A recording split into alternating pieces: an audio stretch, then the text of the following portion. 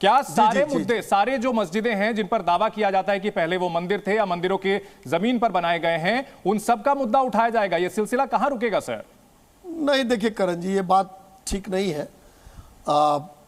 मथुरा में भी जो केस चल रहा है उसको कृष्ण भक्तों ने उस केस को किया है, और देश का संविधान और न्यायालय इस बात की इजाज़त किसी को भी देता है कि वो अपनी बात को न्यायालय में जाकर रख सकता है।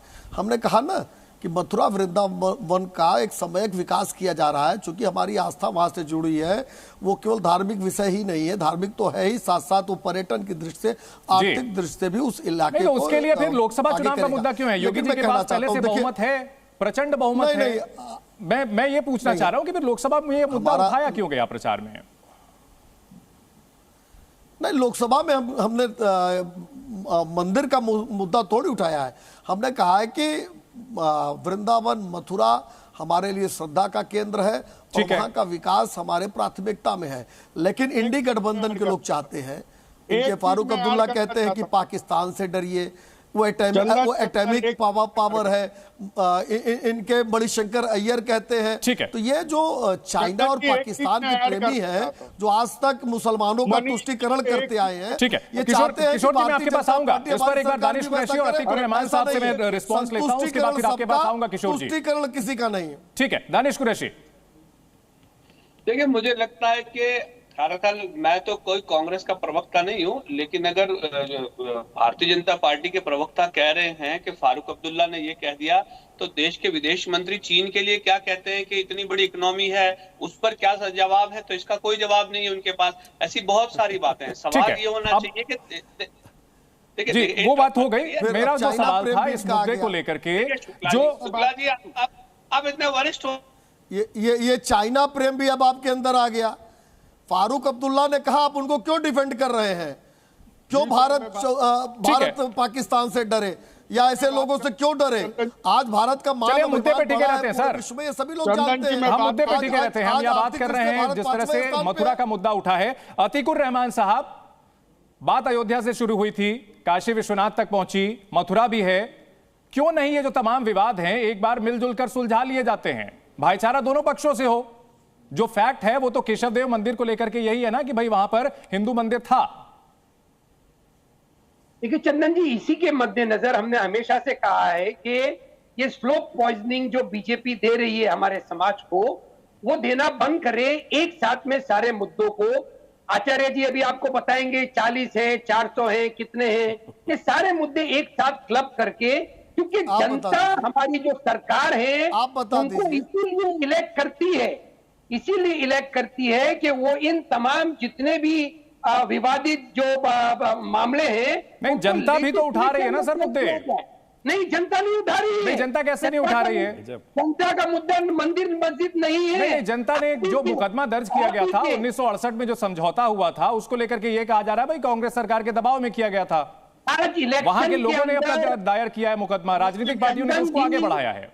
आपके जितने एंकर्स, आपके जितने भी लोग जा रहे हैं पब्लिक के बीच में, पब्लिक उनको बता रही है कि मंदिर मस्जिद धर्म शरिया ये सारी मुद्दे हमारे लिए नहीं है। हमारे एनआरसी भी जोड़िए ना सर। तो वो अतीकुर रहमान साहब, सीए एनआरसी भी जोड़िए ना। इलेक्शन के वक्त में सीए एनआरसी भी जोड़ दीजिए ना सर, कि वो भी मुद्दा नहीं है। तो आप भटकाएंगे। यही एक अतीकुर रहमान साहब है हमारी पॉलिटिक्स का। अतीकुर रहमान साहब, मैंने एक सिंपल सवाल पूछा कि सीए और एनआरसी को भी जोड़ दीजिए कि वो भी मुद्दा नहीं है। आप इररिस्पॉन्सिबल हो रहे हैं, आप इररिस्पॉन्सिबल हो रहे हैं। नहीं, मेरी चिंता आप न करें सर। मैंने जो सवाल पूछा है उस पर आप बता दीजिए कि होना चाहिए कि नहीं होना चाहिए सीए एनआरसी। अगर मैं इररिस्पॉन्सिबल हो रहा हूं तो आपको कम से कम नहीं, मेरे पास काउंटर क्वेश्चन तो मुझे करना पड़ेगा ना सर। आचार्य विक्रमादित्य, अतीकुर रहमान साहब को इस वक्त लव जिहाद, जो बेसिकली वोट जिहाद था, वो धार्मिक मुद्दा नहीं लग रहा था। वोट जिहाद पे वो कैसे पलटी मार गए, लेकिन वास्तविक तौर पे इनको जो इस देश में जो जिस प्रकार का तुष्टीकरण लगातार ये करते रहे, जिस प्रकार से मुस्लिम अपीसमेंट इस देश में पिछले 70 साल से होते हैं, जितनी मस्जिदें हैं उन सब की डेवलपमेंट किसने करी?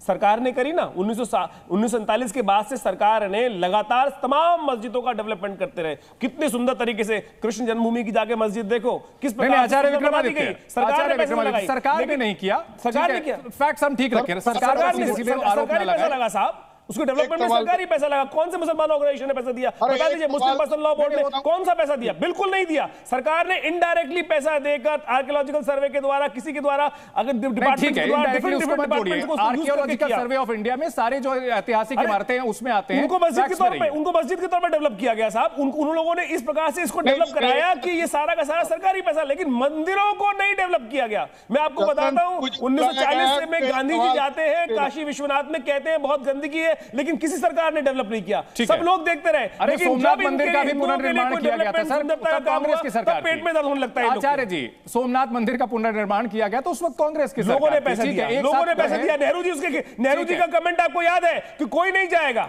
जब राष्ट्रपति गए, पटेल दोनों कांग्रेस के थे सर, उनके खिलाफ भी कौन सा लेटर लिखा गया था? कांग्रेस की अपीसमेंट की पॉलिसी जो है वो शुरू से। किशोर जी, एक क्लोजिंग कमेंट आपसे सर, क्लोजिंग कमेंट। नहीं, मैं मनीष जी से एक ही बात पूछूंगा कि चुनाव में धर्म का प्रचार करने के लिए बाला साहेब ठाकरे जी को बन के कब तक आप बहुसंख्यकों के हक पर हमला करते रहेंगे?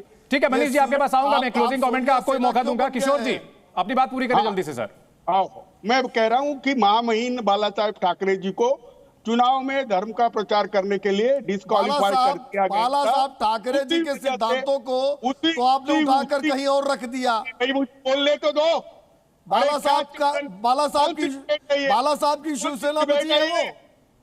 ठीक है, पूरी बात रखने वो क्या करते थे, वो क्या बोलते थे? यहां पर सवाल हम उठा रहे हैं। हमारा मकसद यही है कि अगर एक पक्ष ने उठाया है और दूसरा पक्ष जो है अलग तरीके से अगर सांप्रदायिकता के मुद्दे को उठा रहा है तो हम सबको करते रहेंगे बेनकाब, सबसे पूछते रहेंगे सवाल। फिलहाल बहुत शुक्रिया आप सभी का हमारे साथ इस बड़ी बहस में जुड़ने के लिए।